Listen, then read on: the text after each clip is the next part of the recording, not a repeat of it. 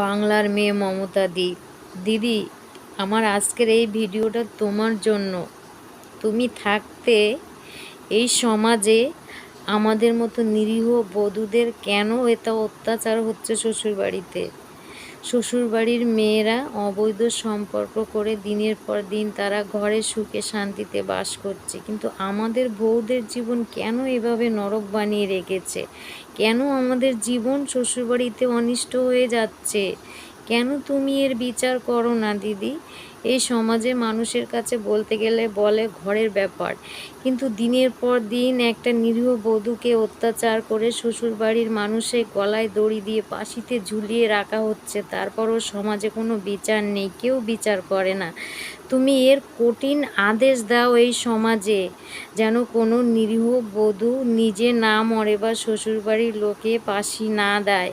আমার মতো লক্ষ লক্ষ মেয়ে শ্বশুরবাড়িতে অত্যাচার সহ্য করছে, দিনের পর দিন তারা বাড়ি থেকে চলে যাচ্ছে, কেউ ফাঁসি দিয়ে মরছে, কেউ গায়ে আগুন দিয়ে মরছে, কেউ ট্রেনের তলায় পড়ে মরছে, কেউ নিজেরা মেরে ফাঁসির দড়িতে ঝুলিয়ে রাখা হচ্ছে।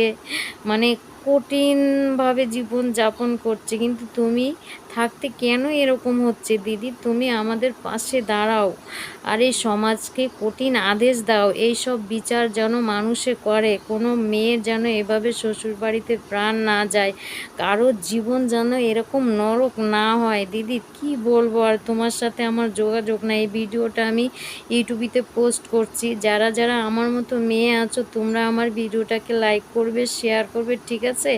আর তোমরা যারা অত্যাচার সহ্য করছো আর সহ্য করো না, তোমরা নিজের পায়ে দাঁড়াও, এই সমাজে মাথা উঁচু করে বাঁচতে শেখো, নিজের প্রতিবাদ করতে শেখো, এই সমাজের মানুষের কাছে মাথা উঁচু করে বাঁচো, সমাজের কাছে বিচার চাও, শ্বশুরবাড়ির অত্যাচার আর সহ্য করো না। দিনের পর দিন আমাদের মতো মেয়েদের জীবন নরক হয়ে যাচ্ছে, নরক।